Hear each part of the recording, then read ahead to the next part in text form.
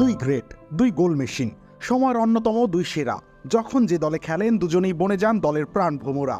সবাই ভেবেছিল একই ছাতার নিচে থাকলে তাদের মধ্যে লেগে যাবে দ্বন্দ্ব, কিন্তু কিসের কি, কোনো দ্বন্দ্ব নয়, এ যেন বন্ধুত্বের গল্পটাই নতুন করে লিখতে শুরু করেছেন তারা। আর কিলিয়ান এমবাপে এবং ভিনিসিয়াস জুনিয়রের বন্ধুত্বের জয়গানই তো একটু একটু করে শীর্ষে উঠছে রিয়াল মাদ্রিদ, যে জায়গাটায় গ্যালাক্টিকোদের সবচেয়ে বেশি মানায়।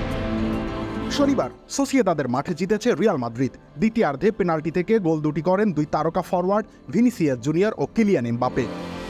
5 ম্যাচে 3 জয় ও 2 ড্রয়ে শিরোপাধারী রিয়াল মাদ্রিদের পয়েন্ট হলো 11, সমান পয়েন্ট নিয়ে গোল পার্থক্যে 3 নম্বরে ভিয়ারিয়াল। 4 ম্যাচে 12 পয়েন্ট নিয়ে শীর্ষে আছে বার্সেলোনা।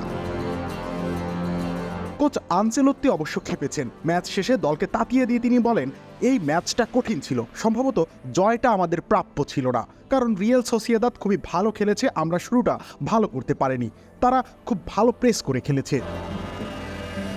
দলের সঙ্গে এমবাপের মানিয়ে নেওয়া আনচেলত্তির চোখে ইতিবাচক। তিনি এমবাপে ও ভিনিসিয়াস জুটির দিকে তাকিয়ে থাকবেন গোটা মৌসুম।